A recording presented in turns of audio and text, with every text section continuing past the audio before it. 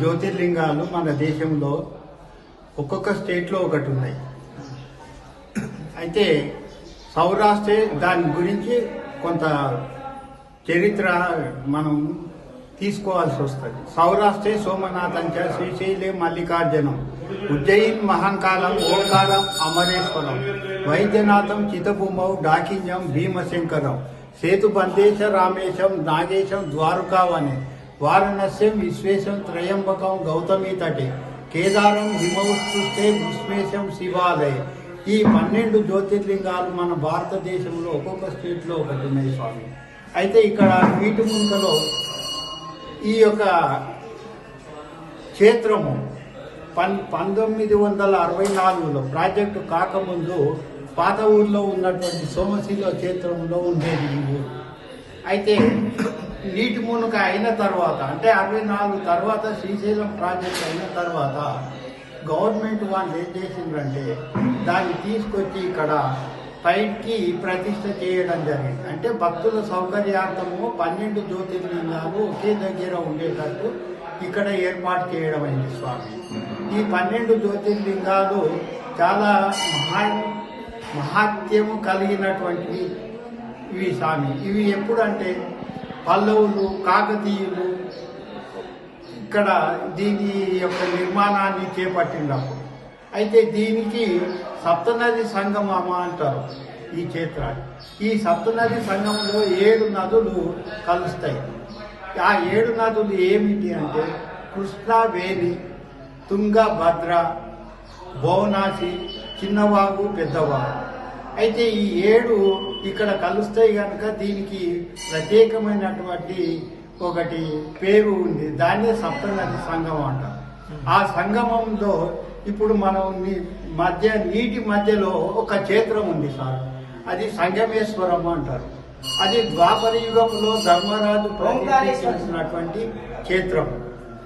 8 నెలలు అది ఆ యొక్క శివలింగము ధర్మరాజు ప్రతిష్ఠించినటువంటి శివలింగము నీటిలోనే ఉంటుంది స్వామి. అయితే అది మార్చి, ఏప్రిల్, మే ఎప్పుడైతే ప్రాజెక్టులో నీళ్లు తగ్గుముఖం అవుతుంటుందో అప్పుడు ఆ క్షేత్రం తేలుతుంది. ఇక్కడ దగ్గర అదే అక్కడ అంటే వెళ్ళొచ్చు. మార్చి, ఏప్రిల్, మేలో ఈ నదిని అది బోటు ఉంటాయి కదా, మిషన్ బోట్లు అవతలి పోవచ్చు. ఆ క్షేత్రం అక్కడ వాళ్ళు అది ఆత్మకూరు తాలూకా ఆంధ్ర సైడ్ అయితే. అయితే దానికి ఇంకా చాలా ప్రత్యేకత. ఎందుకంటే స్వామి నేను 60 నుంచి కొల్లాపూర్ స్టూడెంట్, 60 నుంచి నాకు అక్కడ పోవడం పరిచయం. అంటే అక్కడ స్థల మహాత్యం ఏంటంటే ద్వాపర యుగంలో ధర్మరాజు అక్కడ వనవాసం చేసేటప్పుడు ఆ ప్రదేశానికి వచ్చి అక్కడ ఉన్నటువంటి మునులు ఋషులతో ఆలోచన చేసి ఈ నదీ ప్రాంతంలో అంటే ఎక్కడైనా నది తీర్థము క్షేత్రము మనం ఇండియాలో ఎక్కడ చూసినా కూడా తీర్థము క్షేత్రము అంటే నది దేవాలయం 2 అంచులంచు పక్కనే ఉంటాయి. అయితే ధర్మరాజుకు ఒక మంచి ఉద్దేశం కలిగి ఇక్కడ ఒక శివుని యొక్క లింగాన్ని ప్రతిష్ఠ చేయాలన్నటువంటి ఆలోచన కలిగి ఈ ఋషుల మునులతోని ఆలోచన చేస్తే అయ్యే బాగుంటుంది, ఫలాని ముహూర్తానికి ఇక్కడ శివలింగాన్ని ప్రతిష్ఠ చేతము అని. మన శివలింగం ఎక్కడి నుంచి తేవాలి ప్రతిష్ఠ కొరకంటే అందరూ చెప్పిండ్రు కాశీలో కాశీ నుంచి తెచ్చి అక్కడి నుంచి ఇక్కడ లింగం ప్రతిష్ఠ చేయాలని. అయితే ఈ పనికి ఎవరైతే సాధించగలుగుతాడు అంటే భీముడిని ఆ పనికి పురమాయించింది స్వామి. భీముడు పోయి ఆ ముహూర్తం లోపల కాశీకి పోయి శివలింగాన్ని తెచ్చి ప్రతిష్ఠ చేయాలి. అయితే భీముడు కాశీకి పోయిండు. ఇక్కడ ముహూర్తము సమీపిస్తుంది. ఆయన వచ్చేటానికి ముహూర్తము దాటిపోయింది స్వామి. దాటిపోయినాక అప్పుడు ఆలోచన చేస్తే అప్పుడు ఏం చేసిండ్రు అంటే వాళ్ళల్లా ఆలోచన చేసి వేపమొద్దు దాన్ని ఇచ్చేసి లింగాకారంగా ఇచ్చేసి అక్కడ ప్రతిష్ఠ చేశాడు. కొంత సమయానికి భీముడు శ్రమపడి కాశీ నుంచి శివలింగం తీసుకొచ్చి చూపించి అన్న దగ్గరికి వచ్చిండు.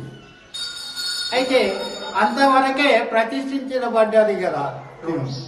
భీమునికి కోపం వచ్చి ఏం చేసిండు, ఆ శివలింగాన్ని తీసుకొచ్చి ఈసిరి పట్టి నది లోపలికి వేసిండు.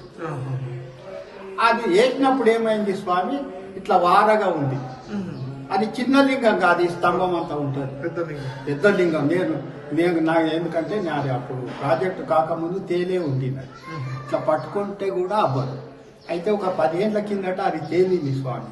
అక్కడంతా గ్రామస్తులల్లా కలిసి దాన్ని మొత్తం మిషన్స్ జేసీపీలు అవి వెళ్ళబెట్టి తీసి దాన్ని తేల్పి ఆ సంవత్సరం పూజలు జరిగింది. అయితే ఎప్పుడైతే కోపంతో అక్కడ వేసిండో అప్పుడు ధర్మరాజు భీమునికి చెప్తాడు, నీవు కోపపడద్దు. ఎందుకొరకంటే మొదలు నదిలో స్నానం చేసిన తర్వాత నీవు తెచ్చినటువంటి లింగానికి పూజ చేసే ఇక్కడ నేను ప్రతిష్ఠించినటువంటి లింగాన్ని దగ్గరికి, స్వామి దగ్గరికి వచ్చి పూజలు చేస్తారు. మొదలు నీ లింగానికే, నీ స్వామికే పూజలు చేసి వస్తారు.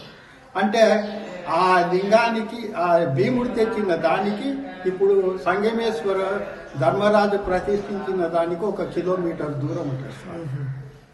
అది తేలిన సంగమేశ్వరం తేలిన కూడా భీమలింగం తేలదు. భీమలింగం సెంటర్లో ఉంటుంది. నీవు ఎంత నీరు తగ్గని అక్కడ 35 అడుగులు వచ్చినప్పుడు అది తేలుతుంది, కానీ అంతవరకు తేలదు. అది దాని యొక్క, అంటే దీనికైనా పురాతనం. అంటే ఇది కాకతీయులు పల్లవులు చేసింది, కానీ అది ద్వాపర యుగంలో ధర్మరాజు అంటే కొన్ని యుగాలు, లక్షల సంవత్సరాలుగా. అయితే దానికి ప్రత్యేకత ఏంటంటే 4 నుంచి ఇప్పటి వరకు కూడా అది నీటిలోనే ఉంది.